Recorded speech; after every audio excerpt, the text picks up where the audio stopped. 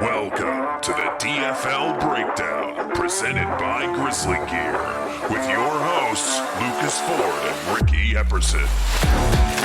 Hello everyone, and welcome back to the DFL Breakdown, the #1 cartoon side character themed, league-specific, weekly fantasy football podcast in the world. I'm here. It's September 26th, 2024.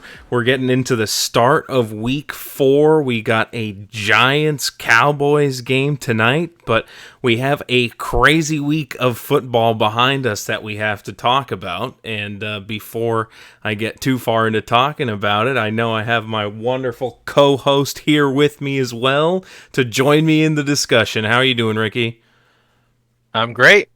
I'm on top. I'm feeling good. No spoilers for what's to come in our breakdown, but there's not a lot that can get in my way right now. Football is good.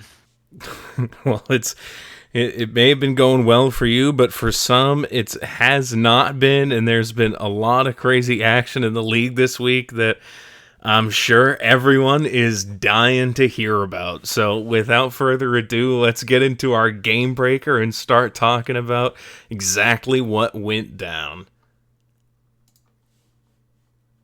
I'm coming! Here I come! Game breaker.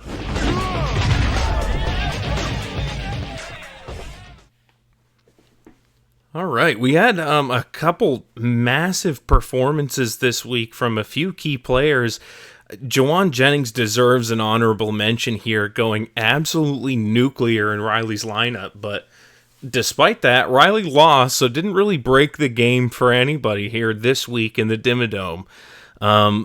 Josh Allen also had a crazy performance, but Lehman wasn't able to harness that for a win either. So Saquon Barkley scoring 33.6 points for me this week did help me in my win over Artie and is this week's game breaker.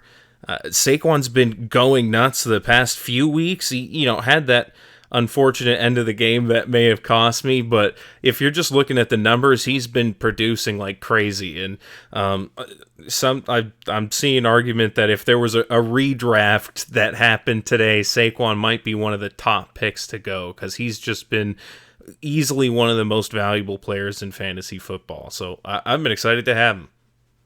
Yeah, the sleeper devs put up a forum today asking, okay, we're redrafting who's the 101, and Saquon was the vast majority of everyone's picks. It's like 75% of them were Barkley, Saquon, Barkley, and of course. I mean, it was this simple the whole time. I said that week 1 about Derrick Henry and Lamar Jackson, but Saquon Barkley too. We take an elite guy, put him in a functioning offense that isn't the New York Giants. He's going to explode, and he has. He's such a reliable talent. He's got great hands. Up until that one miscatch, and yeah, it was a game-losing drop, right? But he had caught everything else for the whole rest of the season, and honestly, it's the play call issue, right? They trust him so much to catch the ball. His hands are so sure that they're like, we'll pass when we need to run the clock. He should have just run out to the edge and killed the clock like that. So, it's a coaching issue, whatever, but Saquon's points are Saquon's points. It's good for fantasy. It's good for you. Congratulations on the game breaker. Yeah, and like I said, it was a part of the win here. Why don't I go ahead and get into that win between me and Artie in our score summary here. Let's get to that, and we can talk about it.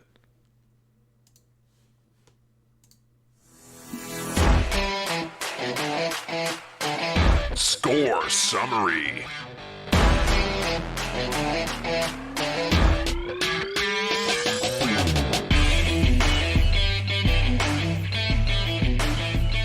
Right, we had the Dimsdale Ball Hogs versus the Bill Cosby Sleepers, and it ended in a victory for the Ball Hogs. It was a low-scoring affair. I might not even check, but this could have been the wet noodle fight of the week. It wasn't. It wasn't definitely pretty. one of them. It was one of them. And the reason I'm not so sure is because we've got a large sample size to choose from this week for some down and dirty matchups. But did manage to at least get the win here against Artie. He put up 79.8 points and had a lot of letdowns on his team. Derek Carr he picked up after the white hot start he's had. Put up less than 10 points, just barely, but you can say it, less than 10 points, 9.98. And he even picked up Jordan Whittington, hoping for a spike performance out of him after Cooper Kupp and Puka Nacua have been temporarily removed from this lineup. But a disappointing performance there, and it didn't get much better across the board. He did get a nice performance out of Stephon Diggs, who's been looking good to start the year, even threw a 13-yard pass in that game in a nice little double pass maneuver. But, Mark Andrews, nightmare scenario, one target, no receptions, 0 points, barely involved in the offense.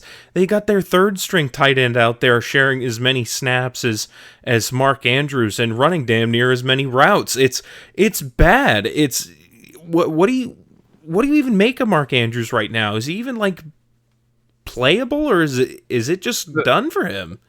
That one target was actually just Lamar throwing the ball away too. He was just the closest guy when he was trying to throw it out of bounds. He actually, there was no play where they were like, give Mark Andrews the ball and let him go make the play. So it was bad in a game where the offense did so much. To be fair, the Baltimore pass game really didn't get going. It was just Derrick Henry and Lamar Jackson running over the Dallas defense constantly. It's reflected in Zay Flowers and Rashad Bateman. There was one touchdown thrown to one of the guys there. I think it was Bateman, but other than that, it was just a leg game. And the Ravens can do that to you. And that means that Mark Andrews could just put up a 0. And the Ravens feel good about it because they won. So yeah, he just blocked for Derrick Henry to run the score up to 30 for himself. Yep. I don't know. That to me, Mark Andrews is gonna have his weeks. I think he is playable in the future, but it's gonna be matchup dependent, which is not where he used to be. Yeah, it used to be a central part of that offense, but now you're not sure if he's even going to get a look, and that is definitely scary. This was the last thing you wanted to see as a Mark Andrews manager. But there were other things that were good and other things that were not so good for both sides. Riley also got a -5 from his defense. Just a lot of red. Travis Kelce also being disappointing. But at least, it wasn't just him that had some disappointment. Like I said, I missed the median, and it wasn't in any small part due to Anthony Richardson here. He only put up 5 points on the day, couple just really bad interceptions. He flashes absolute brilliance sometimes and throws the ball on a dime 60 yards down the field, and then the very next play can throw one of the most horrifying interceptions you've seen in a long time. So I'm hoping he cleans that up, because the talent, it looks like it's there, but the decision making sometimes it kind of needs to catch up to that level. But did get that game-breaking performance out of Saquon Barkley. Also got another long bomb touchdown out of DK Metcalf. So that was great to see. Over 100 yards again, and most of it came in, it was like an 86-yard play or something like that. I think it was, I don't remember the specifics, but it was a long one. Ryan Robinson did passably for me at the end of the night. I thought I did expect him to do more with Austin Eckler getting a concussion there, but they won the game, so he's not kind of late in the game, and yeah, it's good.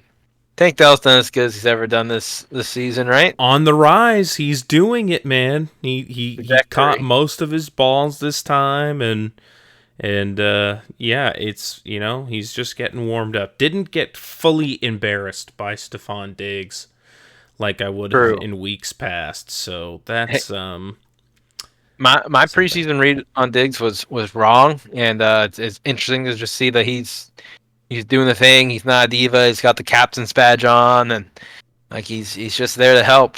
Hasn't made any waves so far, but they've been feeding him the ball, so who knows? But yeah, I mean, solid win out of you. Streaming the Las Vegas defense against Carolina, only to get absolutely rifled by the Red Rifle is crazy. Some might even say that they got rocketed instead.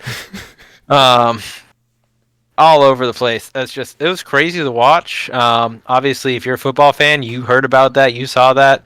If you didn't, you should go watch Andy Dalton light up the Las Vegas Raiders with what seemed like a limp Carolina offense.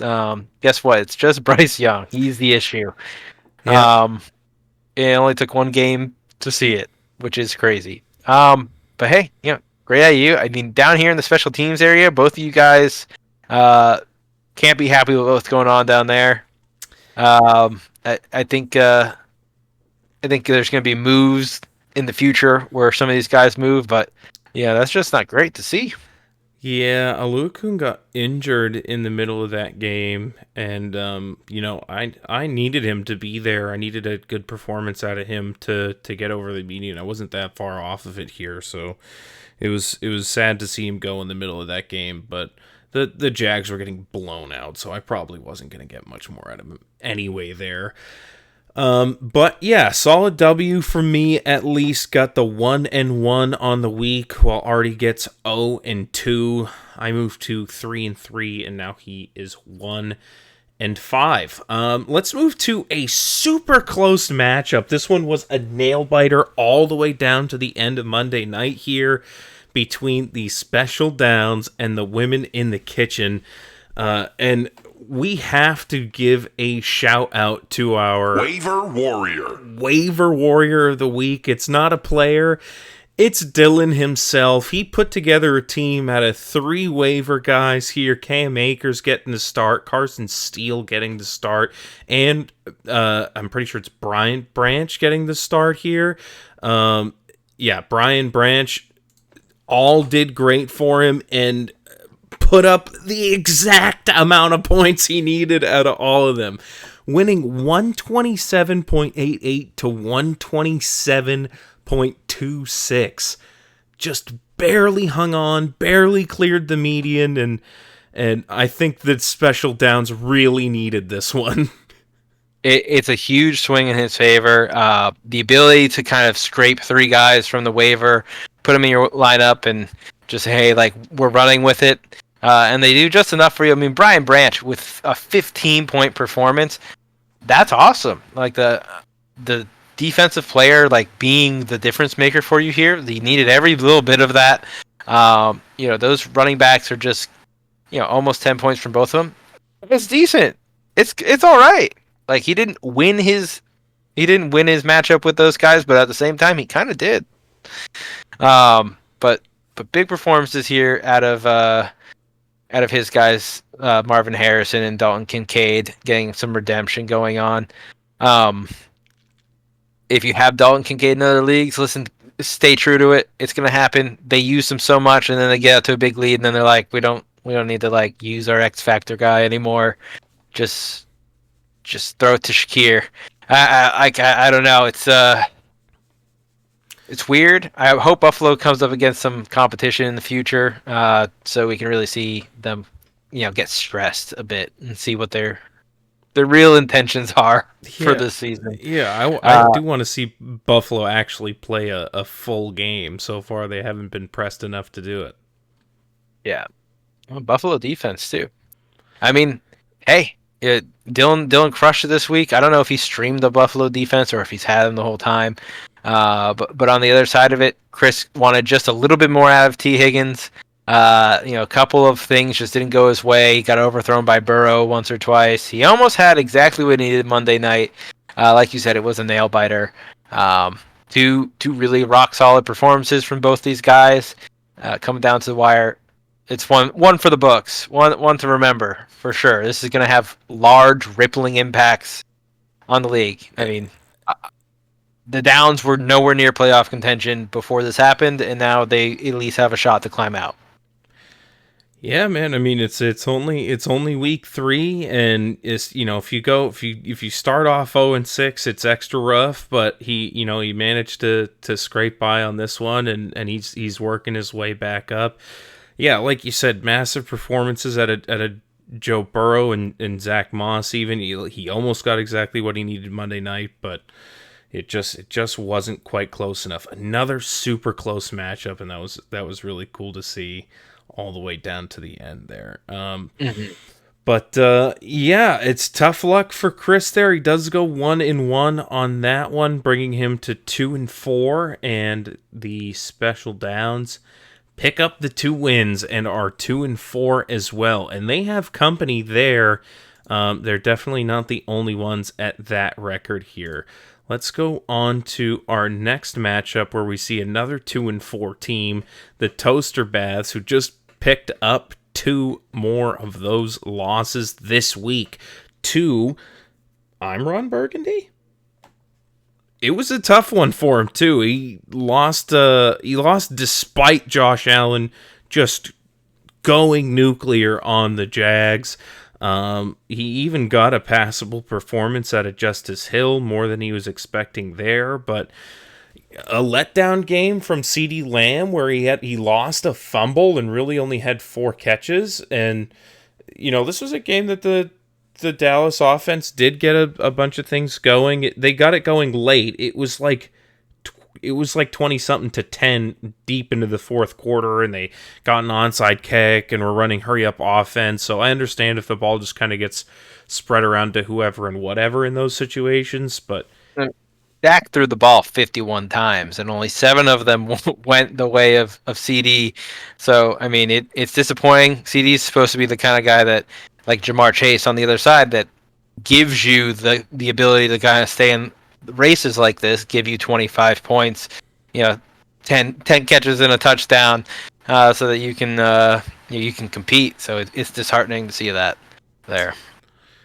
yeah, it is. I mean, Jamar Chase turned 7 targets into 6 for 118 and 2, and CeeDee Lamb turned 7 targets into 67 yards and a fumble lost. So, just the way the cookie crumbles sometimes, and it's a tough one to swallow for sure. But it wasn't the main difference here with a final score of 115.72 to 162.76. Losing by almost 50 points there. It wasn't just the disappointing performance from CeeDee Lamb. You had great performances across the board from Nate here with the Kyron Williams 30-plus point pop-off. We talked about Jamar Chase. The week Jake Ferguson was back, Nate trusted him enough to send him in there. 15.5 points out of him, and even another 15 points out of Devonta Smith with A.J. Brown out. So he did get a concussion late in that game, but at least early on, he was the primary target and got a lot of points for that. Yeah, I mean, on Nate's side, he has a strong foundation of players who are doing what you need them to, which is, I think I see one single-digit performance, and it's the kicker. Like, if everyone puts up 10 plus, and then you have some guys dropping, okay, what was that, James Conner getting swallowed up by Detroit? That's unfortunate. But if you can put up about 10 plus on 7 of your 9 guys, and then have a couple 30, 40-point guys in there, that's success right there. It's hard. It's really hard to make up those 10 points that you would want from, your flex guy with, Josh Allen, right? If he gets an extra 10 points, it's like, oh, I should win. I have a 40-point quarterback. It's like, well, he's really like a 30-point quarterback and a 10-point flex. You got to have strength across the board. Otherwise, one superstar isn't going to do it for you. Yeah, so, and that it's funny because I think we end up coming back to that year in and year out now after doing this podcast for 3 years and really looking at each person's roster hard after every matchup. It's like, man, just having those guys that put up like 10 to 12 every week, just having a nice solid base and a couple pop guys is really a formula for success, and yeah, another prime example of it here. Mm-hmm. But you need it for consistency. Otherwise, you end up just blowing up big or blowing up small, and that's just a crapshoot. No good. Yeah, boom or bust, as they say, and it looks like we might have gotten a bust for the Toaster Baths this week. So 0-2 for him, like I said, moves him to 2-4, and now a 2-0 win for the Hamburglar himself, going to 4-2 there in one of the upper spots of the league now. But we'll get to the standings shortly here. Let's move on to the big dogs versus Herbert the Perverts. Another stinker for Mike here this week. It was bad for Justin Herbert. You know, he had the ankle sprain. He was going to play through it, and then it got re-aggravated, so he came out of that game. Tough to want to play him going into it, and I'm sure it's going to be even tougher to want to play him next week if Mike cares about anything other than his name and the fact that it fits with his logo. But, you know, we'll see what happens with that, if he's going to actually play or not. As of time of recording, he's listed as questionable, but I can't imagine that ankle feels too good being re-aggravated after a sprain. I wouldn't really want to get right back out there if I were him. I'm sure Mike has his eyes on Plan B. I'd say. I'm sure he's got something worked up. Maybe he's already cooked something up. I guess we'll see in a little bit. But hey, the dogs. You were talking about your matchup being the wet noodle fight. This is technically a couple points less on either side. So this is wet noodle fight of the week. Hey, here it is. It wasn't me. Let's go. No. I mean, both qualify in my opinion, but this is the wet noodle fight of the week. Two teams absolutely not deserving of any sort of win whatsoever, but they're fighting each other, so one of them's got to win. And it looks pretty good up top for the dogs. I mean, Patrick Mahomes, not exactly what you want, but okay. Jahmyr Gibbs, exactly what you were kind of expecting. Najee Harris doing okay.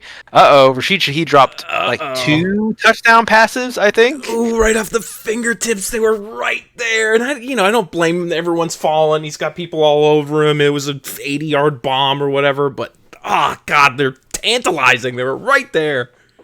Right now, I mean, he catches one of those is probably like another 15 points or so, and all of a sudden he's up near the median. You know, it's a big goose egg. We're just talking about how that's hard to come back from. It digs you into a pit. A bunch of 10-point guys here, but no big blow up 30-point performances for him. Got a goose egg. He's in a pit. If we scroll down, the Noah Fant, it was foretold. You said it was coming. He got 6 catches for 60 yards. That's huge for a tight end. That must have been one of the best performances of the week. Yeah, no, he's good, and I think so he's fully healthy now, right? I think he was still carrying like questionable into that. No, if he has no questionable tag or whatever this week, and I don't think he does. Doesn't touchdown. Like it's a touchdown. This week's a touchdown. Here it comes. Put it in your diary. It's a touchdown. See, like I already saw like a medium touchdown. It's been foretold. No, I mean it's a bunch of fine performances out of the dogs. Honestly, better than I thought he did. It's just a big goose egg from Rashid Shaheed, a boom bust guy that busted, and he didn't get punished for it too hard because, man, on the other side, it's uninspiring. Yeah, Justin Jefferson and a bunch of stragglers, it looked like. It's, JJ's pretty good, but Jettas isn't going to carry you through all of this, man. Tony Pollard, just when you finally start to trust him, you're like, he's the guy. He's doing it. I got a workhorse running back late in my draft. You put him in, boom, 6 points. Get fucked. Like, damn. Like, I just... Yeah. The Titans weren't ready for the Malik Willis-led Packers. Guys, you're at home? Embarrassing. At home? Guys, come on. And, I mean, Matt LaFleur's a good coach for the Packers. Like, sure, I think he can win any given Sunday. He's probably propping Jordan Love up just a bit more, too, with his play calling, his ability to do all that. So, Green Bay's just going to be competitive as long as LaFleur's around. But, just Herbert the Pervert, it just seems like I don't know, nothing's really broken Mike's way this year. ETN getting 12 points out of that game in Buffalo is absurd. I don't know how he managed that. I Floor. mean, just sheer volume. Yeah, it's as low as ETN could ever go. But yeah, Zay Flowers, the pass attack never got started for the Ravens. Kyle Pitts didn't get super involved against KC. He had one Xavier long catch. Worthy. Xavier Worthy right now is he's a gadget guy, and he came out strong week one. They're like, "You ready for the speed?" And they're like, "Oh shit, we weren't ready for the speed." But I mean, they just need him when they want to get tricky and fast, and they don't always need to do that. So you know, I think Xavier Worthy is kind of that boom bust sort of player right now. Maybe he'll grow into something more substantial later on. Well, for now, disappointment for Mike. Takes an 0-2 off of that, moves to 1-5, and the Dogs go 1-1 off that, move to 2-4. After that matchup here, let's take a look at the 69ers versus the Stroud Boys. A big win for Alex here, a nice 2-0 victory for him. Scoring 137.06 to 108.3 for the Stroud Boys. Put Jaden Daniels in, and Jaden Daniels scored over 30 points. Mind you, Dak was on his bench and scored a little bit more, so, I'm kind of holding on to that a little bit. But he put up 32 points this week, and it was a respectable performance. Looked great in that game. They beat the Bengals when people thought there was no way they would. And threw a real nice, real pretty pass to Terry McLaurin that wowed many people sitting at home. So. Yeah, I mean, hey, he broke like NFL records for accuracy. No one's ever been as accurate as he has ever in the entirety of the league forever. No one's thrown better passes than him. His third game in the league, and the 69ers have him. They have him for the year. So. We'll see what they make of him. See if Dak can stay on track, or if Jaden Daniels is going to forge a path ahead with his rushing and upside of that offense, which seems to just be operating kind of smooth at this point. Or are they like 2-1? Yes, yeah. I think they, it was like the Giants they've played and the Bengals who look very bad, and I guess I was gonna say not to discount, but I'm discounting it. I don't think it's gonna be like this every game, but it was definitely a good win. You want to see him beat the lesser teams like this. So if he's gonna be an elite quarterback, you got to do this, even if it's discounted or otherwise. So good. 2 games in a row where they haven't punted or turned the ball over. Very efficient. That's I mean, that's good. That's a good ball. He went for it on that 4th and 6, and you saw him looking. He's like, "We're going." He's like, "Let's go. We're going." It was 4th and 6, and they didn't give a shit. They're just still. He's running the offense. I mean, he looks collected and in charge. Yeah, they gave him the reins, and it's really cool to see. But I mean, the matchup here is more than just Jaden Daniels. We have James Cook on the side of CJ of the Stroud Boys. He has just been so good all season. He's the brightest spot on the Stroud Boys roster, from what I can tell. I mean, from where he was picked to the amount of output that he's doing, I think he's just paid off his draft position fabulously. Breece Hall doing basically what you want. I mean, it's red there, but 17 points is fine. It was a down week for CJ Stroud, who they go to Minneapolis and they just kind of get bounced by Sam Darnold and co. The Vikings defense is pretty okay. They're pretty good. Last year, so they got a coaching change last year, and they kind of started to turn it around. And then this is year 2 with that same defensive coordinator, and tough. They look tough. Yeah, tough as hell. Boy. Definitely looking revamped and retooled and ready to go. A little bit of a spoiler warning, since Foye is out now after that injury. I had to go pick up a defensive player, and I agree that the Minnesota defense has been looking good. So we'll see what I got there. But yeah, they have been looking great, and they did just completely swallow C.J. Stroud up, and also bottle up his fantasy performance here. And Eric absolutely suffered, not only from that, but from,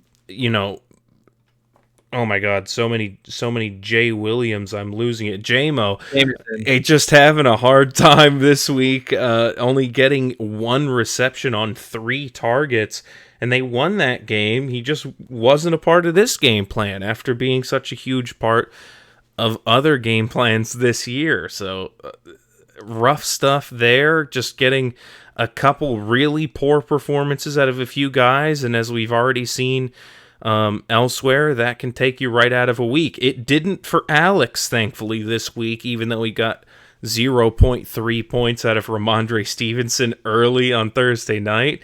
I know that felt awful because I started Ramondre in a different league, but in this one here, Alex was stuck with that on Thursday. 0.3 feels worse than 0. It really does. It really does. That because he tried. 6 carries. Yeah. Because he tried and he didn't get anything. I think the story of this one was he had like those 6 carries early, or like 5 carries early, and on the last one he got his finger caught in that guy's face mask and it was all like jammed up, and then he like didn't log another carry after that for like a long time. And then he must have been like, I'm feeling good, put me back in, coach. And they put him in, and he instantly got stripped.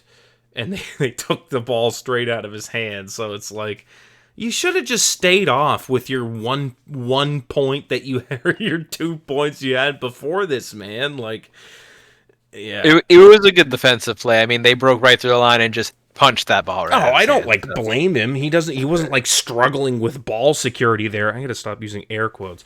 But yeah, I don't think he was necessarily having a hard time holding on to it. The dude like just latched on and swung his whole body off of it. It was going to be hard to stop if you're Ramondre. So, but like we said, thankfully for Alex, he just was able to absorb that poor performance with a great one out of Jaden, great ones out of Chris Olave, who finally had a big week, and a massive performance out of Dallas Goedert, 10 for 11 with 170 yards. 170 yards. Tight end 1, Dallas Goedert. He's the biggest on the year because no one's put up any sort of performance even remotely close to that. And he did it all in like a week and a half. He's up there. Wild. Huge out of him. Chris Godwin continues to be good, and yeah, so like right down here in the Middlelands, that's where if you can get production down here, that's always a good sign. Surefire sign of a W. I agree with you there. And just for that, you said Chris Godwin looks good. That heads up between Chris Godwin and Mike Evans, traditionally you would expect it to go the other way. So a nice break for Alex that it was a Godwin day and not an Evans day there. But that leaves us with one more matchup here. Oh, of course, I got to mention that brings Alex to 4-2 with that 2-0 win, and the 0-2 are Eric's first losses on the year, bringing him to 4-2 as well. Okay, let's go to the Land Manatees with the new Zinscan logo versus the Sorcerers. This was our highest scoring matchup of the week. 2 median wins here, but wasn't enough for Riley to get over the highest score of the week. 141.54 for Riley and 174.68 for you, Ricky. You had a great performance out of your Raven core here. Lamar Jackson and Derrick Henry, 28 and 30 points. Incredible there. And I mean, look at all this screen. You keep scrolling down. David Montgomery went nuts. Amon-Ra St. Brown in the same game. They both got 21 points. Normally that's not something that's necessarily possible to get out of two players in the same game, but especially they only scored 20 points. It just all went to these two guys, nice and concentrated for you specifically. And then Malik Neighbors was incredibly proficient as well, and then the nice free pickup you got of Aaron Jones was of course highly productive too. So how's that for a summary for you? You feel good about all that? I don't know. Take Aaron Jones out of there, and I'm still clearing the Manatees. 2 4-0 teams came up, and 141 just isn't enough, Riley. It just isn't enough. Get the fuck out of here with that. Get out of here. Take your median win and get lost, dude. 174. I'm huge. I couldn't even watch football this Sunday. I was just at the fair, walking around, and every time my phone buzzed, I go, "What's going? Oh, David Montgomery scored a touchdown. That's pretty cool. Oh." Hey, Derrick Henry just ran one in. I like that. My serotonin was through the roof. It was fantastic. On the other side, I could see that Riley was keeping pace, a bit. I'm like, shit, how? Juwan Jennings says 48 points. I'm not cooked, and I know I'm not, because, was it 4 studs in a row? Like, we just looked at, 5 different matchups, and, 27 points is, the one high spot on someone's team. I think Nate had 2 guys that were over 25. And I'm just rolling deep, dude. Malik Neighbors is the absolute truth. Amon-Ra St. Brown is the best first round pick, most consistent at this point, in my opinion. Saquon Barkley was a second round pick, really, in most leagues, and he's overachieving, and I put them right next to each other. Very good. I think if you redrafted, Amon should go 103 the latest, I think. But I had him up there going into the season 2. And yeah, Derrick Henry and Lamar Jackson just beat the Cowboys by themselves. It was just those 2 guys, and they didn't really need anyone else to do anything. Obviously it's a team sport, but they're the entirety of the production. That's the production of beating the Dallas Cowboys right there. It's 60 points. Thank you very much. Brock Bowers took his week off. Happy about that.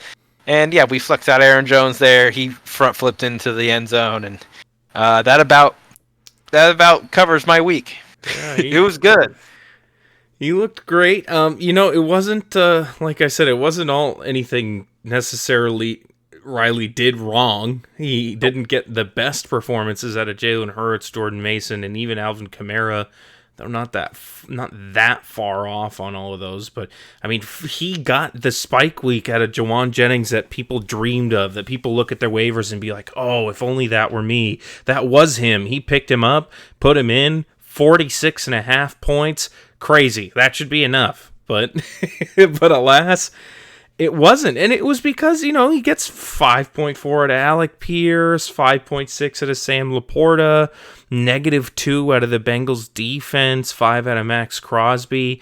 If these are 10s, he's getting there, right? If you get 20 out of your quarterback and your 10s that we're talking about, he could be right in there. And instead this 46.5 point performance goes to waste in a loss, and Ricky walks away our last undefeated team on the year here, I believe. Yes, sir. And we'll see how long that stays for you. But for now, 5-1 for the Land Manatees. Again, did pick up the median win.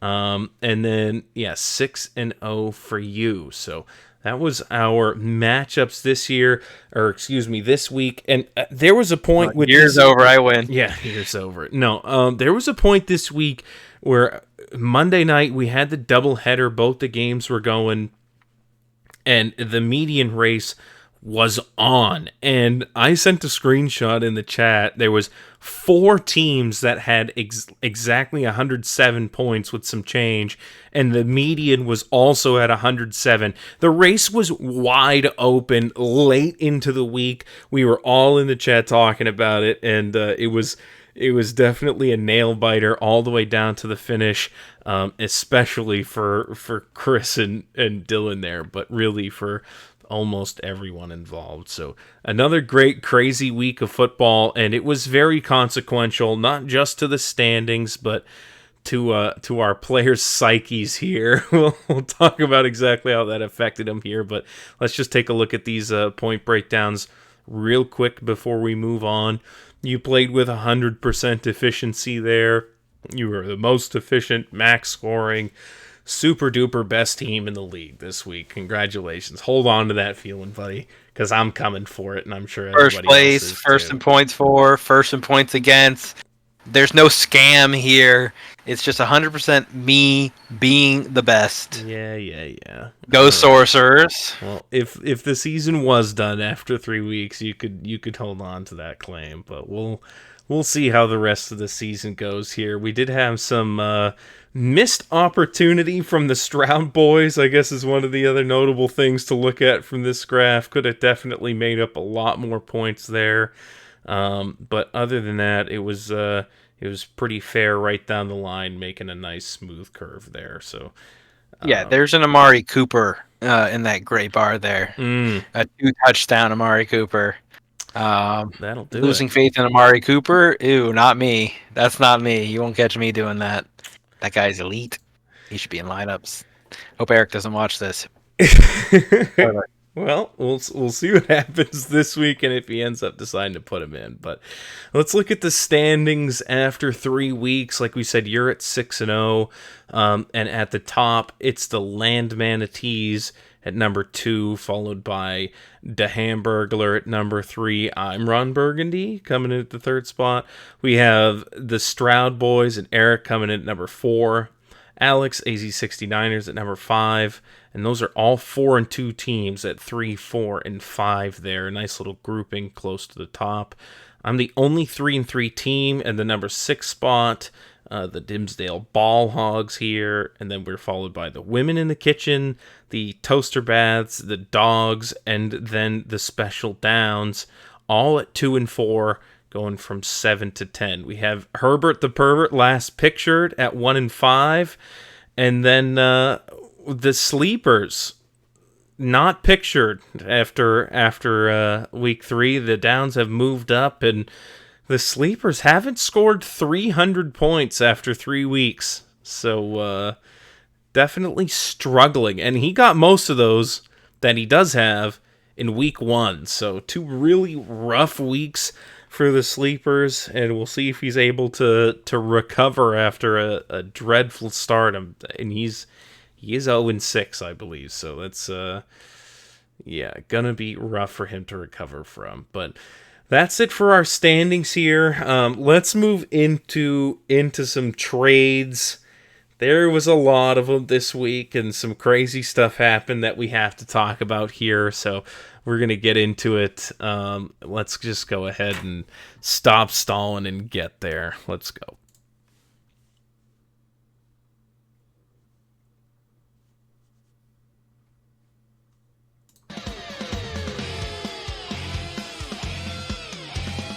Waiver wire and trades. All right, so we got to start right off with it because we didn't even get to finish the week before this trade was made. In the middle of the game on Monday night, after seeing a touchdown pass to Terry McLaurin, Chris said, "I won't let Riley drop him to waivers. I want him on my team, so I'm going to trade him Tyreek Hill." And he went out and did that. He went out and sought after that and traded Tyreek Hill for Terry McLaurin straight up. And I think that had a lot of consequences for people just looking at it and being like, "Oh, I guess we just don't care anymore," and started trading all sorts of crazy crap. Yeah, I mean, is there a phenomenon associated with that? I mean, it doesn't. I don't know if it just doesn't affect me, but if I see somebody make a crazy trade, I'm not like, dang, like I want to get rid of my good guys now.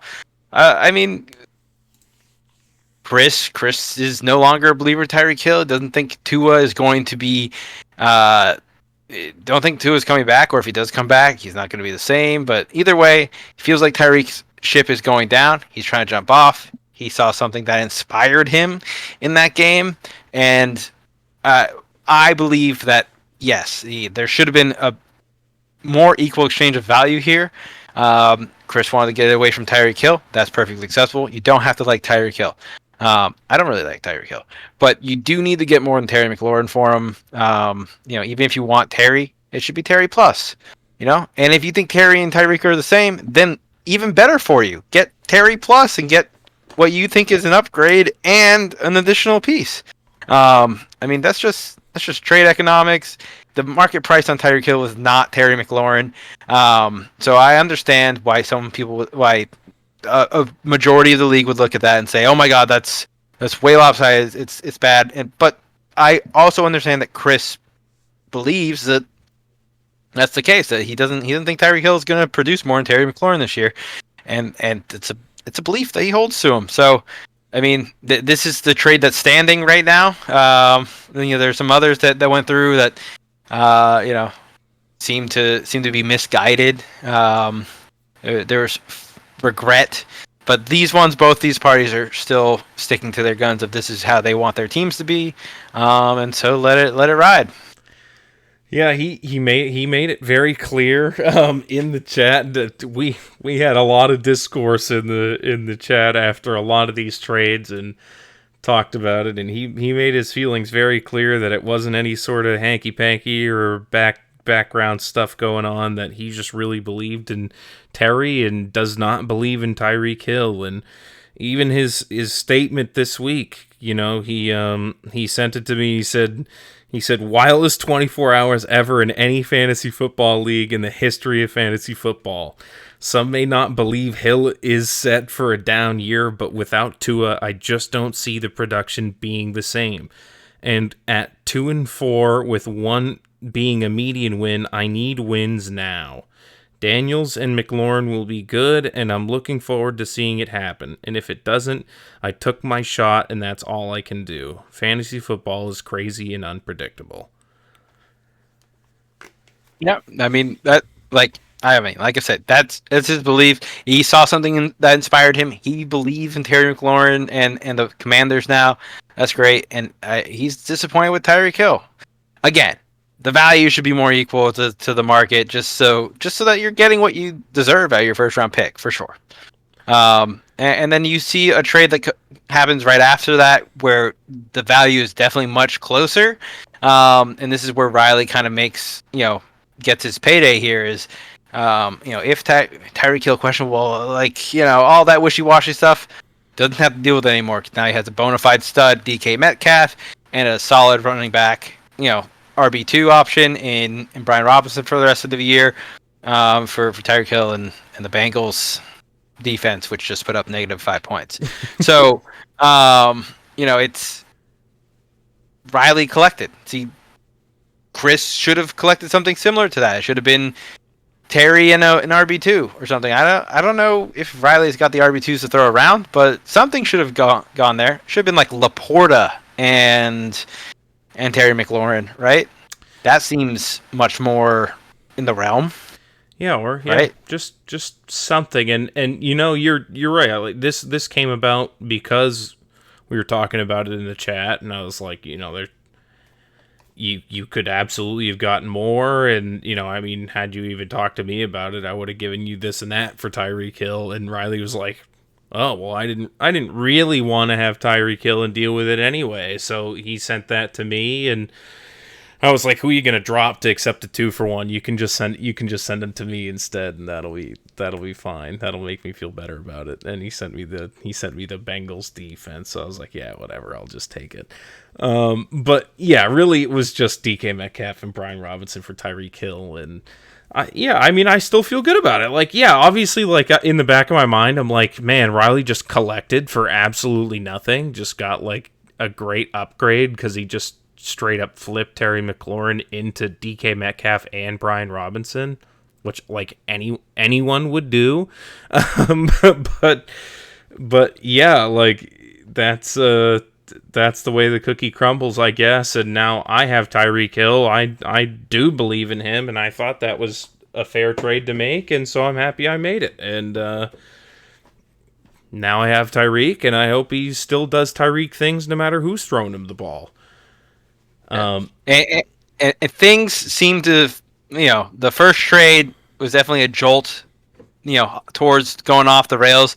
That the trade you made with Riley, the value is close enough, right? So we didn't really veer too much further off. And then a third trade hits. The third tower goes down here, and the league kind of loses it, and it's CeeDee Lamb being traded for Cooper Kupp and David Montgomery.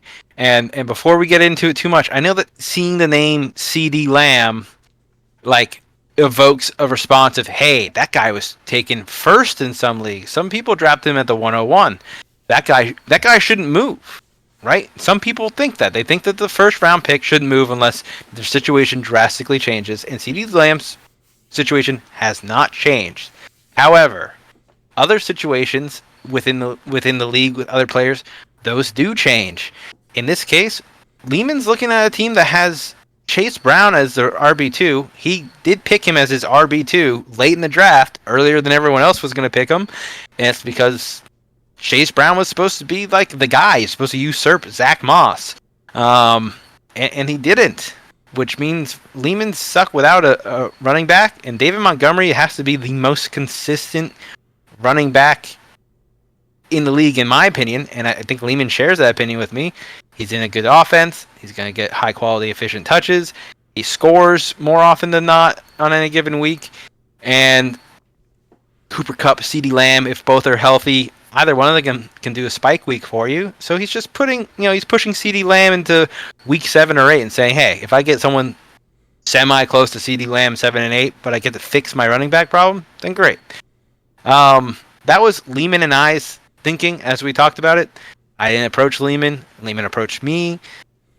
But anytime a big name goes off the board or gets moved around, people want to rage. People want to get angry because they're like, "Oh, that's dollars on the pennies on the dollar for CeeDee Lamb," and it's like, well, two managers kind of agreed. This trade eventually gets reverted as a sign that we don't want things to get too crazy here. There was some regret on both sides. I miss I miss Cooper Kupp and David Montgomery as soon as they left. So, I'm happy to have my running back depth back and wait out Cooper Kupp's recovery. But yeah, the league devolved from here. I don't know how much you want to go into it, or if you want to give your piece on the Cooper Kupp CeeDee Lamb trade. But I'll give you the floor here. Yeah,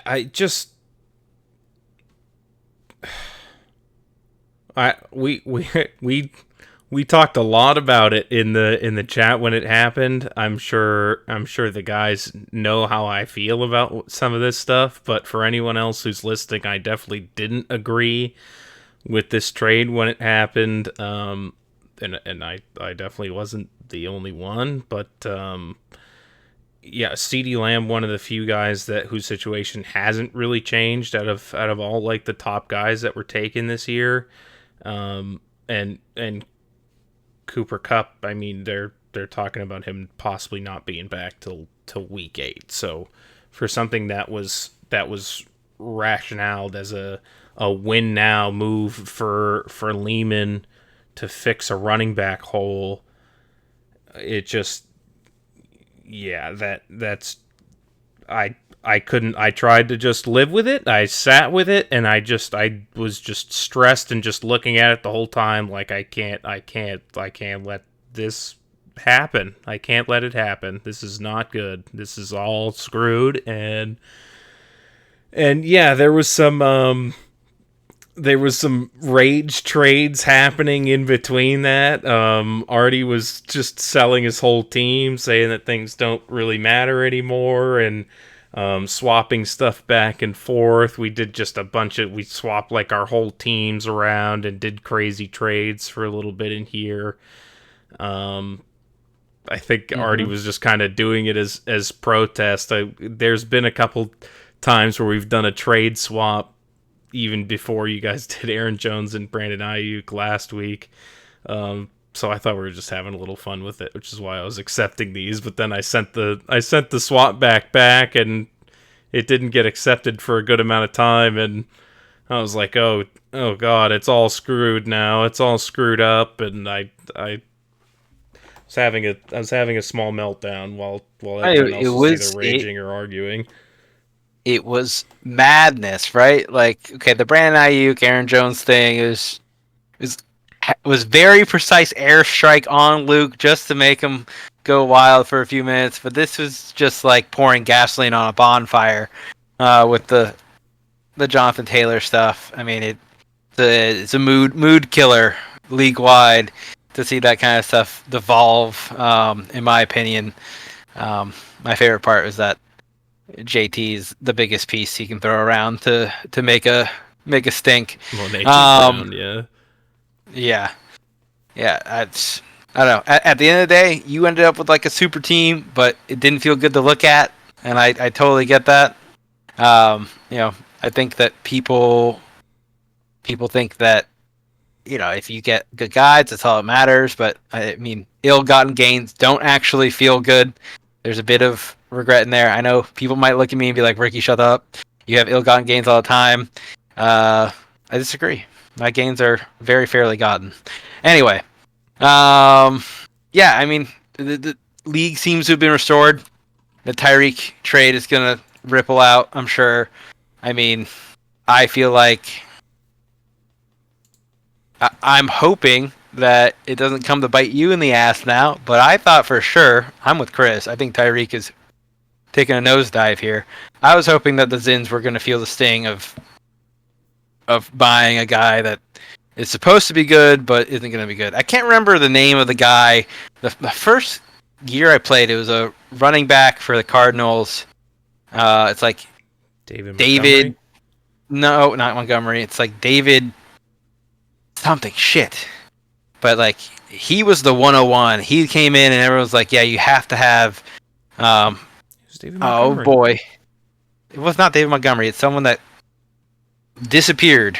It was the Cardinals. I'll look it up. But I know that then the next year it was like Le'Veon Bell. He's the guy, and he wasn't. And it's like sometimes we're just wrong in the beginning. Something goes terribly wrong, like Tua getting his brain scrambled, and the guy isn't the guy anymore. And Tyreek's getting old. Everyone's like, when's the age cliff coming? It's like, what if it was just accelerated by a brain dead quarterback? Like, it's tough. He does have Snoop Huntley throwing to him, and Snoop Huntley has shown out in a couple of games before. But is he going to take the thing? Who knows? Chris didn't want to ride that ride, and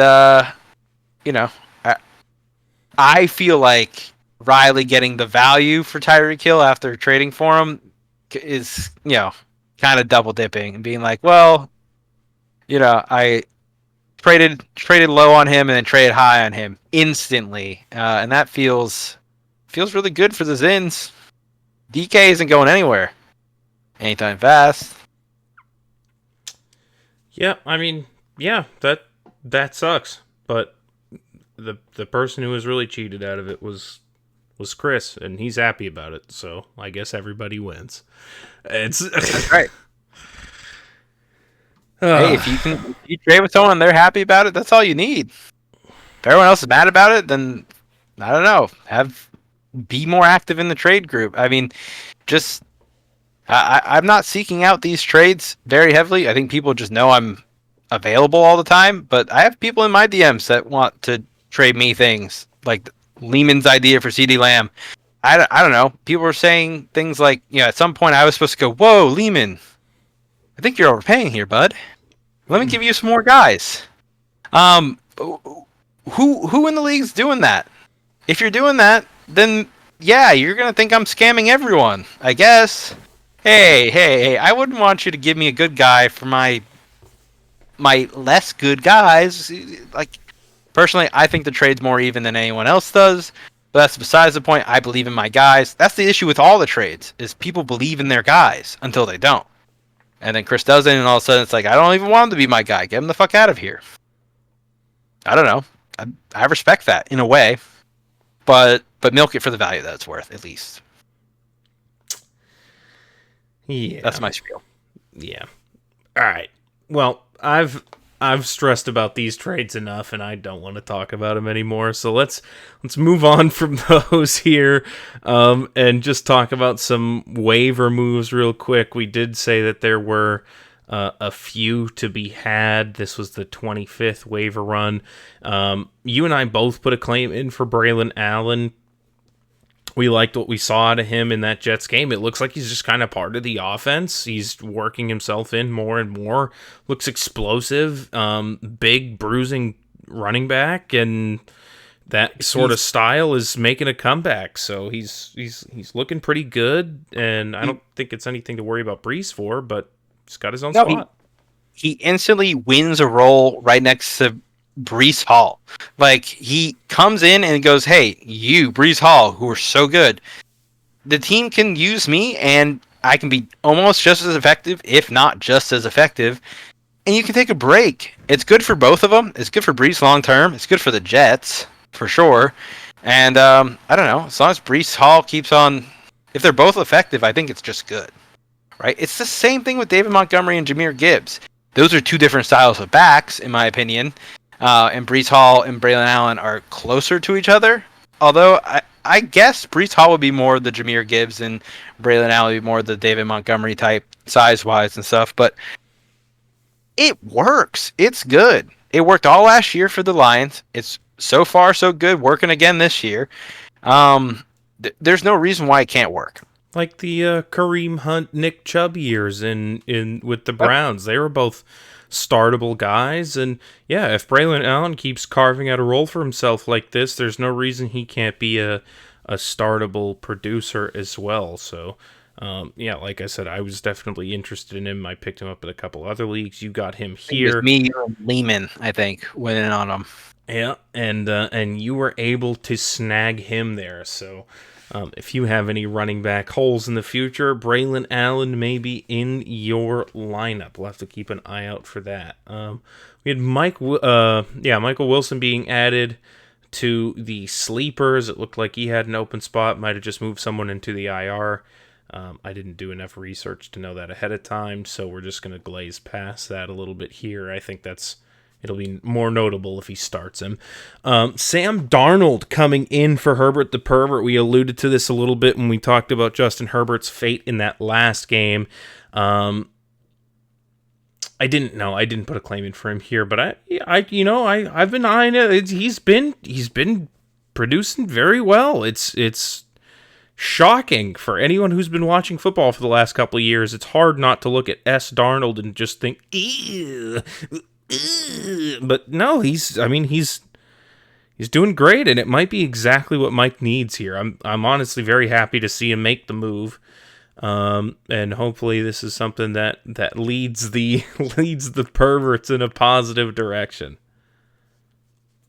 Yeah, I mean, I think that Sam Darnold, being on the Jets, being on the Panthers, it's hard to beat quarterbacks for those franchises. It's easier for the Vikings. They have Justin Jefferson. They have great facilities. They have a strong defense. There's weapons out there. He's looked that good without like Jordan Addison out there or TJ Hawkinson.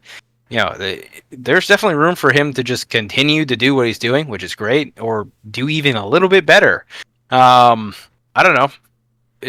His past isn't his future. I think that's true for anyone. Anyone could just find themselves in a spot where they're like, oh, hey, actually, I'm good. I mean, even when they traded for him earlier in the offseason, before or after they picked up JJ McCarthy? They were already we have JJ. That's cool. But I still think there's some life left in Sam Darnold. They were talking him up when they had like a first round quarterback that they were expecting to acquire. So, go for it.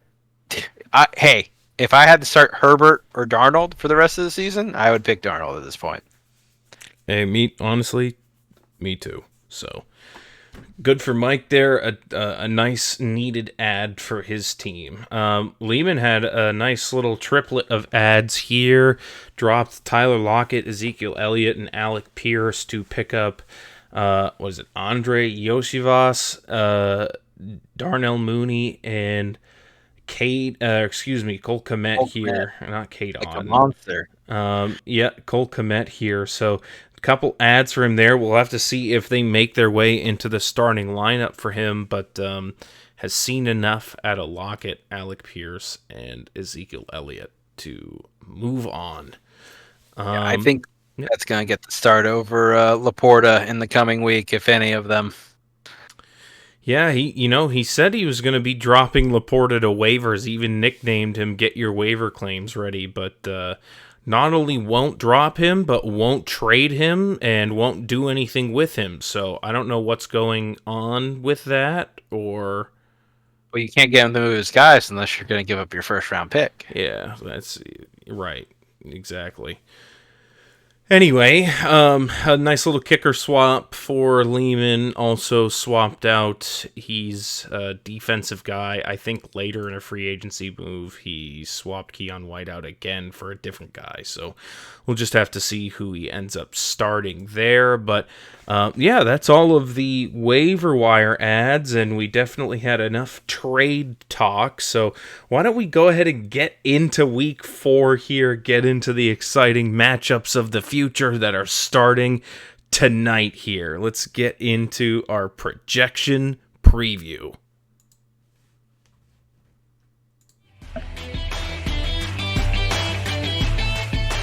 Projection preview.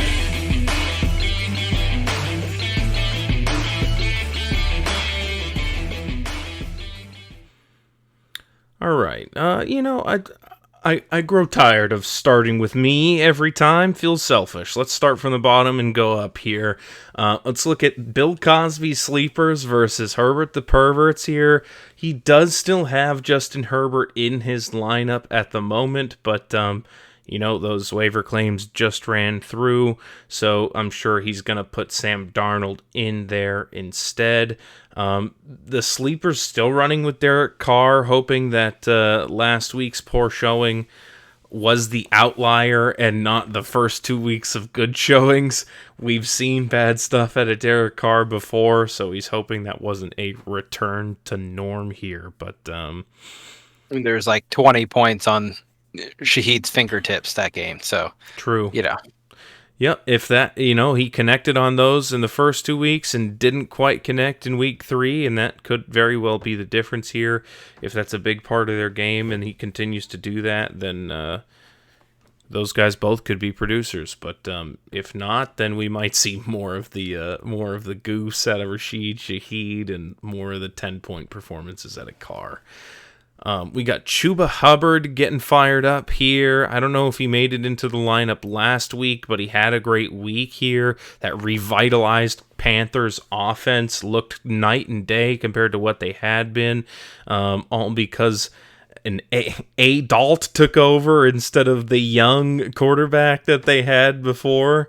See what it did there, young and adult. It was Andy Dalton. Let's do it. It was completely different for them there. So incredible to see. I hope the Red Rifle keeps on firing, and maybe my guy Xavier Legette will start producing too. That would be cool to see. I love that guy. I want to see more like post game interviews and stuff. I'd almost expect it. I mean, Adam Thielen started the show out as a 8-year-old man. He tore his hamstring catching a touchdown pass from Andy Dalton. So he's on IR. He's gone for a few weeks. It's plenty of room for Legette to come in and say, hey, let me be the guy. It's going to be Deontay Johnson, Legette, I think, and Chuba as well. He's been super efficient. So see if Carolina can continue on their streak. If they do, they're going to be bouncing Cincy to 0-4, which not fantasy football related, but NFL related. That sucks. Yeah. And then it's the Ravens after that for the Bengals. So good luck, guys. Sorry, Burrow fans, Cincy fans. Shit. There's some questions here of whether or not AJ Brown will play. If he doesn't, it's going to be Devonta Smith and AJ Brown out. Philly's going to struggle against Tampa Bay without their 2 wideouts. I don't think Dallas Goedert is going to be the answer there. Saquon definitely helps. And what is it? Jahan Dotson season in Philly. Yeah, man. We got to talk about that later for our other league. But man, it's if AJ Brown starts or sits here, it's going to have a huge implication on this matchup. Both these guys have kind of underperformed. They're both sitting at 1-5. He's not 0-6. He beat the median week 1. Right. He did say that he's basically 0-3 because the medians don't count. He's historically anti-median. Sticking to that. He's sticking to it, even though it's his one shining gold star. But him and Mike are gonna duke it out here. Loser, just it's a ticket to the toilet bowl.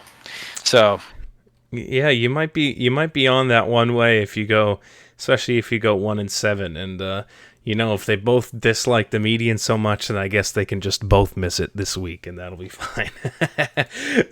But yeah, that's their matchup. Artie is looking favored at the moment, but we'll see what happens if they make some changes. Let's look at the Stroud Boys versus you, the Sorcerers. You're projected to win by 5. But it looks to be close here. You got Baker Mayfield still going. Are you going to keep him going, or are you thinking back to Lamar Jackson? I've been back and forth. I watched Buffalo terrorize Jacksonville, and I watched Buffalo terrorize Cincinnati. Who else did they just absolutely cream where Josh Allen just took like the whole second half off? The Jags, they just finished? The Jags, but maybe the Jets or something, where they just kind of dumpstered them. The Dolphins. That's right. They just absolutely murdered the Dolphins. I don't want to watch Buffalo murder Lamar. I'd much rather take Philly's soft-ass secondary this year. It hasn't been good. They're banged up. Cooper DeJean's been in there, the rookie. I think the Bucs get right this week at home versus Philly, and Baker Mayfield just kind of puts on a show. So I'm leaning Mayfield, but it's hard to sit Lamar. It is, because what if Lamar is the first person that just tests the Bills, and they're like, oh, we're the Ravens, and we're good. But it's the same vein. This is me. This is my internal struggle all week. The Ravens haven't looked stellar this season so far. They've looked kind of bad. They're 1-2 right now, which is not where you'd expect them to be. They lost to bad teams. So I don't know. It's a conundrum. Well, I hope you figure it out before the game comes here, and you're confident in your decision. But as soon as you decide one way, it always seems to be the other. And I'm not saying you. I'm saying the proverbial you. Anyone playing fantasy football, you got 2 quarterbacks that are startable and not one that's the obvious backup. You're gonna flip flop on who you should start all the way up until game time, and it hurts inside. But other than that, here you got a pretty evenly matched matchup. This is the face-off between Amon-Ra St. Brown and Jameson Williams coming to full effect on Monday. You guys are going to have to wait to see that. But one of your biggest difference makers here, and someone who's projected more than their counterpart by a little bit of a margin, Malik Neighbors, you get to see some of that tonight against the Cowboys. And who knows what's going to happen in that game. The Giants look like they're somewhat getting it together, and the Cowboys look like they're somewhat falling apart. We're back to our regularly scheduled NFC least primetime games here, and anything can happen in those. So I would just like to see more of those incredible Malik Neighbors catches, no matter what team he's on. He's so good. The Dallas matchup terrifies me because I just think back to week 1 of last year. It's pouring rain in New York, and it's just 40-0. And they can't do anything, and it's like the saddest day for the Giants ever. And I don't think that's gonna happen. If the forecast starts calling for rain, I'm gonna be worried. But yeah, it's spooky. I do also remember Mike Evans being on the other side. If I take Baker Mayfield, like, Mike Evans can't go off unless Baker Mayfield is also going off, and like that's kind of true. But I think that. I would hate to be between Baker Mayfield and Lamar. Go with Lamar. Just trust like the consensus here, and then have Mike Evans just go for like 40 points on the other side, and have a 35-point Baker Mayfield on my bench when exactly what I think is going to happen to the Ravens happens and Buffalo just runs over them. I can't do it. So I'm Baker. It's Baker. You're locked okay? in. You're locked in. It's Baker. You're hearing it now. He's locked in. So if he's got Lamar in there by the weekend, he's a coward. He's a coward. I have enough Derrick Henry in there. Okay, that's plenty. So yeah, I mean this matchup is scary. This is the other undefeated team going into week 3, coming out. You know, he's 4-2 now. He took a step back last week, but that just means he's due. Eric's team has been very strong. It was a down Stroud week. Now he's got the Jaguars, who didn't, they're down a Lulakun. They look like ass. So Stroud's gonna come out and have a get right game against ass opponents at home, and fuck, that's bad for me.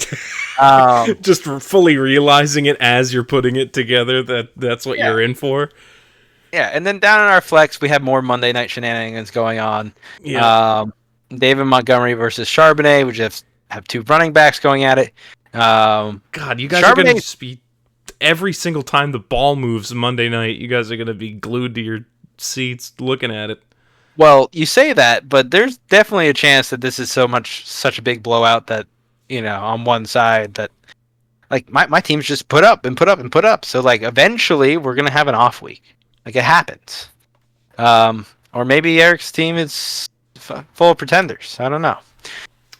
But we're going to find out. Maybe Monday is going to be completely inconsequential. Going to be consequential. It always is. I was such a relief watching Dylan and Chris sweat it out last week instead of you and I. Yeah, I'm okay with, like, I think I'm just gonna start sitting Monday night players. Like, I can't do it anymore, man. I always have to wait till midnight too. It never just happens. Whatever I'm waiting for or not waiting for, whatever it is, it always happens like fourth quarter, 2 minutes left. It's never like first quarter. Oh, we got a touchdown. I can just stop stressing. No, it's got. I mean, if you sit them and you don't end up with enough, and then they go off for like 35 points Monday night, that's gotta feel worse. You just have to go with your gut. Fuck the time slots. Yeah. Yeah. I mean, it'll probably come on Monday night. Yeah. Anyway, obviously, I've been dwelling on that this week. Yeah. Well, Eric scares me a bit. I'll let you stew in that a little longer here because we got a couple more matchups to take a look at. Let's look at the Land Manatees versus the Special Downs. Hot off a win for Dylan versus fresh off a stinging defeat for the Land Manatees. Though they are favored and 5-1, the momentum may be on the downside. You've seen on the downside. You've seen Kyler Murray and Marvin Harrison starting to really pick it up for the Special Downs. DeAndre Swift has earned his way back into a roster spot. I don't know how, because this last game he was historically inefficient, but he's back out there. Carson Steele doing it as well. What is he? Is he flexing Cam Akers? No, he just doesn't like him anymore. Mixon might be back. Tyjae Spears doesn't like him anymore. Okay, well, yeah, hey, that's cool. He really believes in Swift, and it could be time for Swift. And then Garrett Wilson going versus Denver. That's going to be tough. Patrick Surtain is scary, but to kind of hedge his bets, he went out and picked up Patrick Surtain. So if Garrett gets locked down, then he's going to be scoring points regardless there. Bold strategy. I haven't seen anyone actually utilize it yet to just pick up the guy that's covering your number one. But we talked about it in the preseason. I am not convinced that will work, just based on how the scoring works. I mean, I don't know if he needs to get a hand on the ball to say pass defended, or if the ball just gets thrown in their vicinity and he doesn't catch it. Like, does he have to break up the pass, or does he just have to cover him on a route? How do you mark that? I think it's one of those things where they go back and review it, like they go back and review sacks and say, oh, that's a half sack or whatever. I think if they determine that you got in the way, that you were the reason the guy didn't catch the ball, not if it was like just inaccurate or in the area or right. a diving, like if you tipped it or, had good defense or ripped it out of their hands right after they caught it or pushed them out of bounds or whatever, then it's like, I think that's like a pass defended. But Yeah. I think it's a high variance play. I don't know if Pat Surtain's going to be the truth for him this week. I just think that so far, Aaron Rodgers has distributed the ball quite a bit. That's why Garrett Wilson hasn't had those big blow-up weeks. And I just don't think that Aaron Rodgers is going to throw to a covered Garrett Wilson. He'll just throw to an open Lazard. He has been doing that. I think Surtain will just be locking someone down, and both of them will end up not getting points. That's my take on it, but Dylan has a different take, and it could definitely work out for him. Imagine if they both blow up for 20 points, because that'd be crazy if all the volume goes to that side of the field and it's just pass defended, pass caught, pass defended, pass caught, pass defended. Lazard misses the bus to the game or something. Well, this is a big week for Brandon Ayuk as well, not just because he's been struggling so far this year to be the alpha wide receiver that he made himself out to be, but also it's versus New England, the team notoriously that he said, nah, I don't want to play there. You guys suck. Everything sucks. I don't want to do it. So not that I really expect this at all, but wouldn't it just be serendipitous if the New England Patriots at home just wipe the floor with Brandon Ayuk and the 49ers? That would just be peak NFL.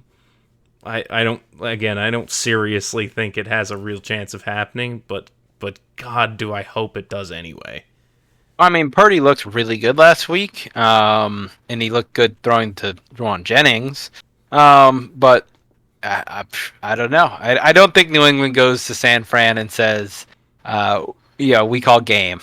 I don't know. I don't think that's happening. But maybe Ayuk can leave a statement. He needs a statement game at some point this season. The earlier the better. Where he goes, hell yeah, I'm worth the money. Check out my 2 touchdowns and 140 yards. He needs one of those, and if he doesn't get one, then what a bunch of malarkey, Yeah. On the other side, Cole Kmet's already in the lineup. There he is. So we'll get to see him in action there. Newly acquired DK Metcalf going up against Marvin Harrison Jr. And he's got Juwan Jennings to face off with Garrett Wilson. The OCD and me would swap Juwan Jennings to be directly opposed to Ayuk, no matter where he goes. Yeah. Because that's just how my brain works. But yeah, so Monday night shenanigans here too, because Seattle and Detroit for DK. Any Seattle Detroit on Dylan's side? I don't know. It might just be DK to either close the gap or. Yeah, that's it. That's all for Monday. We got a bunch of action tonight with Brandon Aubrey and the Cowboys defense going for Riley there. But yeah, it doesn't look like there's any Monday. It doesn't look like there's any Thursday. We've just got all Sunday for Dylan, and then Riley's going to be the one enjoying the island games there. But like I said, he's projected to win. We'll see if the projections are true or if the Downs can keep the momentum that they built this past week. Let's look at the 69ers versus Imron Burgundy. This is a rivalry that's well documented. Alex versus Nate, two of our former champions. They faced off against each other in the championship multiple times. And it always tends to be an interesting matchup. This is one of our highest projected total outcomes here of the week, with 138 implied points for Imron Burgundy and 127, almost 128 for the 69ers here. He's sticking with Jaden Daniels. He's not going with Dak tonight against the Cowboys. Against the Giants, which has historically been an exploitable defense, but they've looked a little more solid this year. So, if he believes in Daniels, then here you go, firing him up against Arizona. Not necessarily a hard defense to face. Still sticking with J.K. Dobbins after a down week. He had those 2 electric weeks to start, so I can see keeping the faith in him here. But it's versus the Chiefs, and Chris Jones right up the middle, so that's going to be pretty rough for him. One of the rougher lines to try to get through, so we'll see if that ends up biting Alex in the butt or not. Most likely Herbert-less Chargers too. Like you, like it affects the run game if Stick is out there, Easton Stick. So maybe more opportunity, but less efficiency. We'll see if he breaks one off or not. Sometimes it's a wash. Sometimes it's very clear why you don't start a running back into Chris Jones. But hey, he could just break one off, just like you said. Fantasy's funny like that. Well, expectations be damned.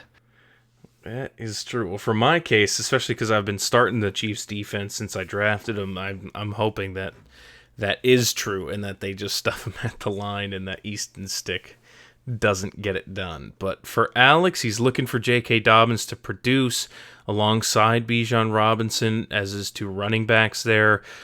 Still got Chris Olave going, Devontae Adams, and Chris Godwin. No reason to change any of those guys out. They've been great so far. And then Dallas Goedert, like you said, TE1. No reason to change there. Probably feeling the most secure in his pick out of anybody in the league. In terms of who's going in their tight end slot this week. That and maybe, Turd Ferguson seems like a solid play too, and he gets to see him tonight. So we'll see if Slim Reaper, if Devonta Smith actually does end up getting out there this week.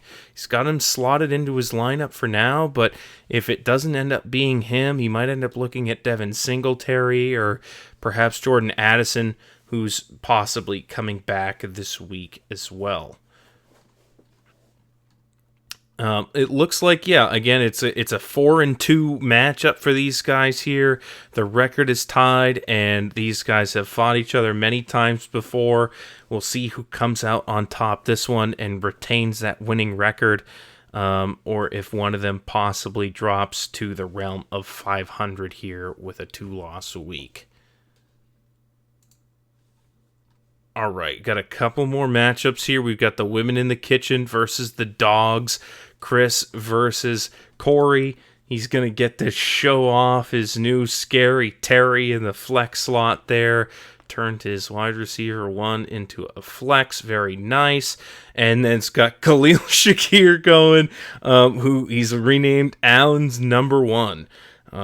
He looked to be that way at least this week, and we'll see if he continues to do that against Baltimore. Yeah, I mean, personally, I hammered Shakir receptions, and it worked out for me in the sports betting world. Anyway, but no, I mean, he's producing. He's the go-to guy. He's the wide receiver who's catching the most balls by far for Buffalo. So we'll see if that trend continues. If Dalton Kincaid starts getting worked in more. Drake London with back-to-back weeks with touchdowns. Kirk Cousins starting to get warmed up and going there. It's going to be Kirk versus Derek Carr, and a couple of young studs in a dome. So it's going to be a showdown for sure. And yeah, Joe Mixon coming back this week. What do you think? He's got him plugged in like he's going to, but I think the reports are leaning towards it. I think he's probably going to play this week, but I'd like to see a full practice or two first before I say he's definitely going to go. But yeah, it's looking good for Chris. The outcome is slightly leaning in his favor so far in the projections, but if Patrick Mahomes really just dunks on the Justin Herbert-less Chargers, then Chris could be in for a rude awakening, and one of these guys could pull ahead of the 2-4 pack and work their way back to maybe being 4-4 after this week here.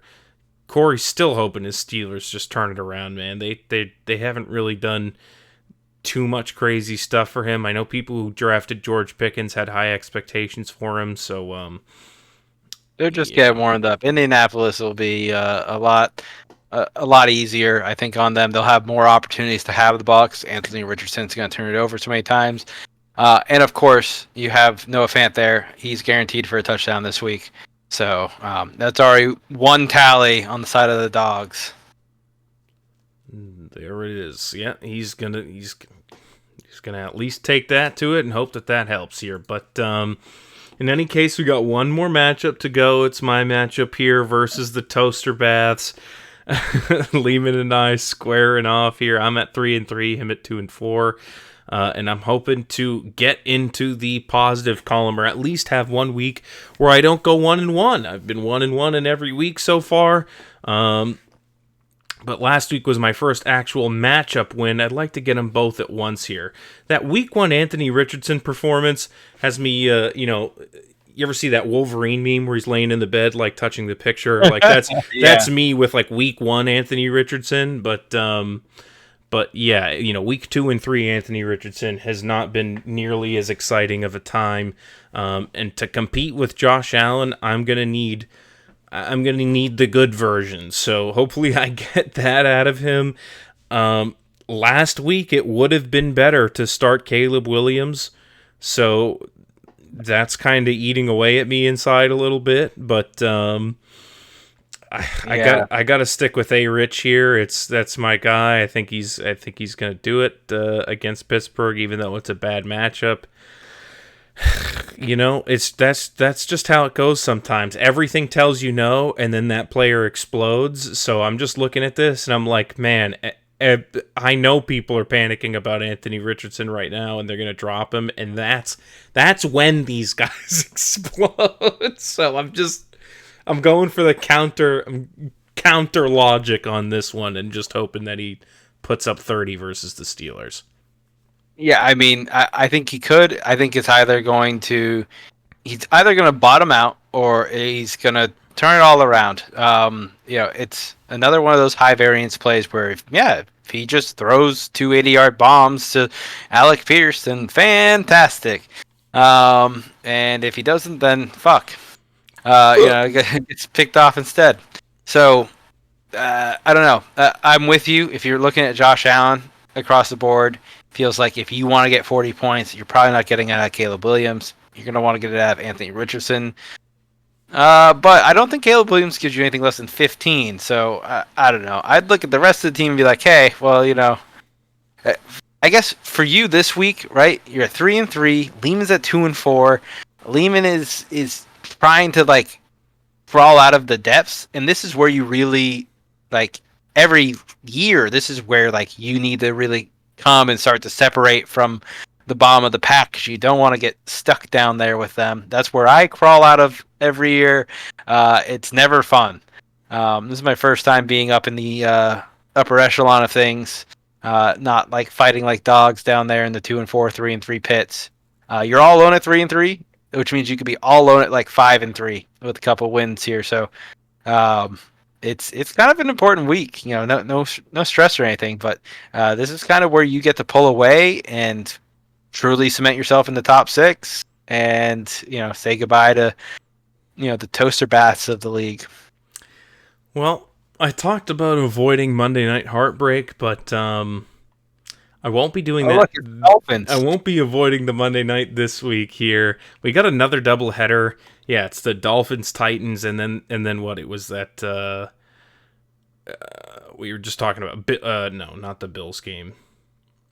Seattle Detroit. Right. Yeah. Seattle Detroit is the second window Monday night football game. I wish they wouldn't stagger them and would completely separate them. That trying to swap back and forth really sucks. I have the dual screens going up, which is also not ideal. When the first game ended last week and the second screen came up and big, I was like, "Oh wow, that's how I want to watch a football game, nice and big, not 2 dinky little screens where I'm like, oh, I'm pretty sure that was Josephus." I don't know, but a whole long week for the Dolphins to get Tyler Huntley up to speed. Snoop Huntley, Pro Bowl quarterback. Snoop Huntley, don't forget, up to speed. So I think that's good. It's very good for Miami to have that extra time with them. It also means that the league blew up yesterday about all the trades and stuff. We have to wait until Monday to see if Chris has any validity to his claim at all. it's it's an easier hill to climb out for you, to climb for you because he'll just drops 30 points this week. You go, you're wrong. You suck. But if he drops 6, you go, well, it was his first week with Snoop Huntley. Yeah. Next week. And then the week after, you go, well, come on, man. I mean, it's just been 2 weeks. And you get to kind of just ride that until Tyreek Hill grabs a random 60-yard pass and go, see? I told you, dude. Look at him. Look Yeah. what he's doing. That's Unless my guy. Jaden Daniels is just slinging Terry McLaurin bombs. I mean, that would also be pretty devastating, I guess, to the argument. But I mean, the average depth of target for the Commanders or for Jaden Daniels rather, has just steadily increased over 3 weeks until they're launching things. His confidence is up. The team trusts him. Like you were talking about earlier. They looked at him and he's like, go, go, go. And it's like, it's 4th and 6 and the rookie's saying we're going for it. So we're going for it. I mean, fuck, that's a lot of faith to have in the young guy. And then he delivered. So like, yeah, I mean, that can climb. That kind of attitude can climb, but I don't know. Tyreek Hill and Terry McLaurin tying at like the end of the season, I guess makes Chris correct, but that would be funny. But man, I don't know. So we'll wait and we'll see Monday night. Achan and Tyreek Hill going for you. We'll see if you need like 30 points out of them or something. Like what point total do you think that you would be like where does it start to get hairy for you going into Monday night? I think you nailed when you said 30. I was like, I don't want to be down 30 going into Monday night. I mean, this is projecting what? This is projecting 28, 29. I'd say I want to be less than 25 going into Monday night. Like if I'm 20 points behind, I'm like, okay, that's feasible. That's easy to accomplish, and that's that 10 point per player baseline we talked about. That's you can come to expect that out of startable players. So I would expect that out of 2 of my top 24 best picks players, right? Yeah. Like. Hey, you have 3 top 24 picks right in a row there. Right there. There they are, all sitting right in a row there. And I'm hoping that they all produce. We get to see CeeDee Lamb.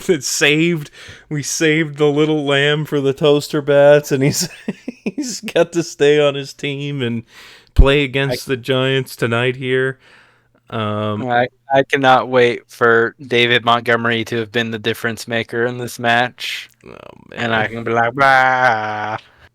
Oh boy, that's gonna be good because Chase Brown's gonna put up like 6.5 points. 6.5. He's not forced to start Chase. I mean, he got more than that he's got Bucky Irving. Everyone loves Bucky Irving. Yeah, let's throw in Justice Hill against Buffalo. That makes sense. I like that. No, Bucky's great. Good pickup.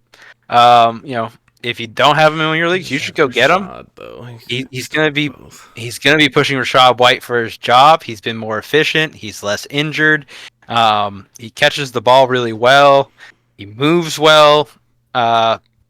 He's been good. I mean, he's been good.